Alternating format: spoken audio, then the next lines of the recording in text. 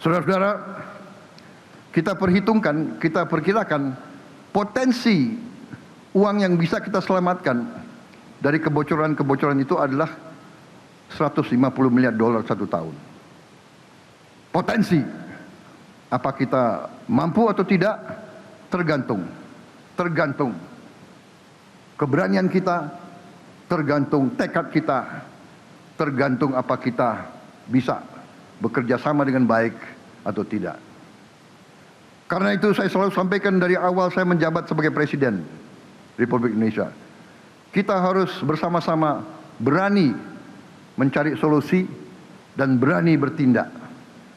Saya berkeyakinan akar masalah ekonomi bangsa kita adalah bocornya kekayaan kita, tidak tinggalnya kekayaan kita di Republik Indonesia. Ini harus berani kita hadapi dan berani kita selesaikan. Untuk itu, saya di hadapan majelis yang terhormat ini, di hadapan seluruh rakyat Indonesia, saya ingatkan bahwa saya pernah disumpah di sini untuk menjalankan Undang-Undang Dasar 1945 dengan segala perundang-undangan yang berlaku. Dan saudara-saudara sekalian, kita paham dan mengerti bahwa kalau kita terus mengulangi kesalahan yang sama, janganlah kita bisa berharap mendapat hasil yang lebih baik.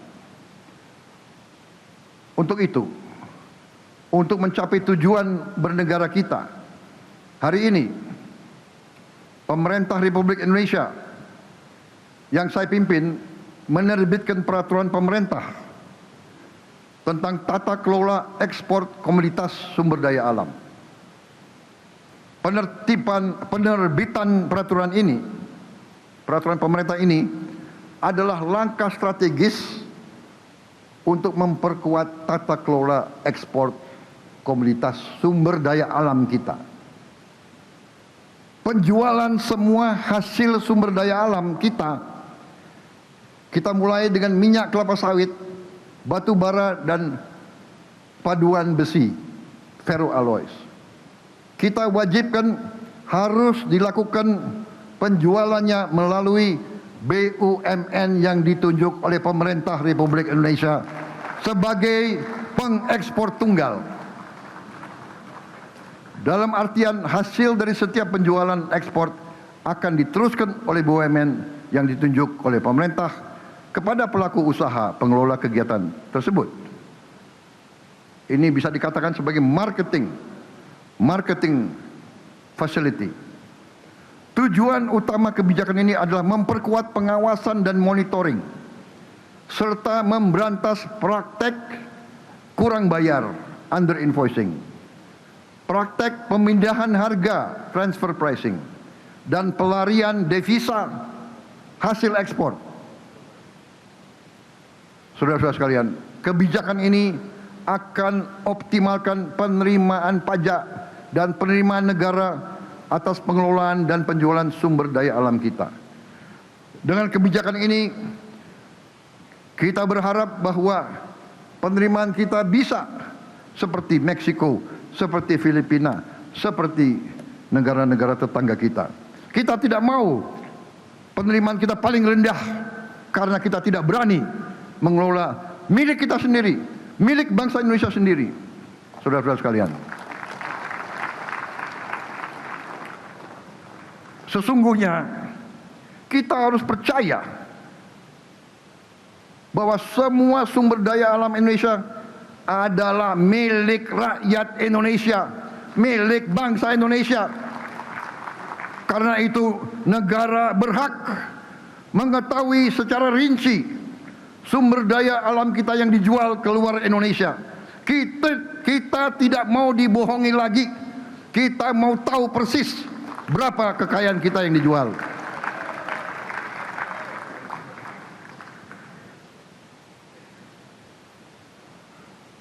Saya percaya dan yakin setiap warga negara, apalagi pemimpin-pemimpin seperti yang ada di majelis ini, saya percaya setiap pemimpin yang punya akal sehat, yang punya kecerdasan, yang punya hati nurani, yang punya rasa cinta tanah air, saya yakin dan percaya tidak akan mengizinkan kekayaan alam kita terus dikelola tanpa pengawasan, tanpa kendali.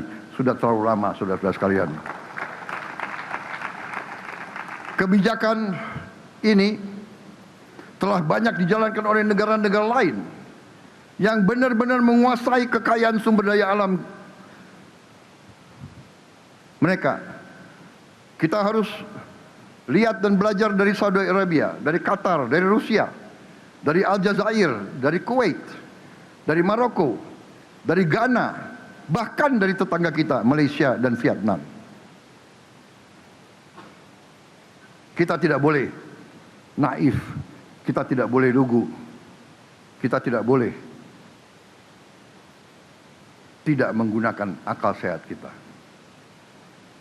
Kita harus belajar dari negara-negara seperti ini. Mereka telah mampu mengelola kekayaan sumber daya alam mereka untuk kepentingan rakyat mereka.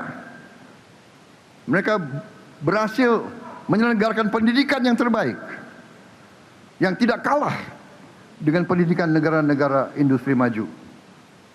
Mereka punya layanan kesehatan juga yang baik, infrastruktur yang modern, sovereign wealth fund kelas dunia. Kita tidak boleh malu belajar dari negara-negara yang sudah lama mampu memanfaatkan sumber daya alam mereka untuk sebesar-besarnya kemakmuran rakyat mereka. Karena itu saya tegaskan, apa yang dilakukan oleh pemerintah Indonesia hari ini bukan kebijakan yang aneh-aneh, bukan kebijakan luar biasa. Ini adalah praktek yang sudah dilakukan banyak negara. Ini adalah kebijakan akal sehat. Sumber daya alam milik kita. Kita yang harus menentukan kemana sumber alam ini dijual. Kita harus menentukan berapa harga yang layak. Kita tidak mau selalu menjadi korban dan selalu harus terima perlakuan tidak adil terhadap bangsa kita. Cukup sudah saya katakan di sini. Indonesia sekarang berdiri di atas kaki kita sendiri. Sejalan dengan itu, pemerintah yang saya pimpin juga hari ini memperkuat kebijakan devisa hasil ekspor melalui peraturan pemerintah devisa hasil ekspor dari kegiatan pengusahaan, pengelolaan dan pengolahan sumber daya alam. Kebijakan ini bertujuan untuk memastikan kontribusi pelaku usaha sektor sumber daya alam dapat dioptimalkan, sekali lagi, guna sebesar-besar kemakmuran rakyat.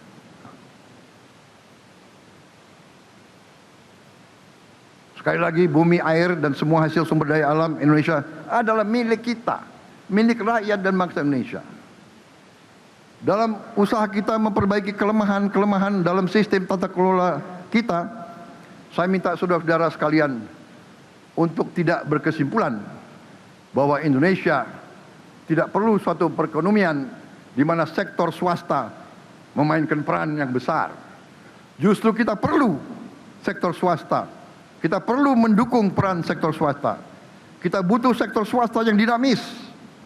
Kita perlu pengusaha-pengusaha yang penuh dengan inovasi, penuh dengan inisiatif, penuh dengan inovasi dan yang memiliki kemampuan manajerial yang baik dan handal.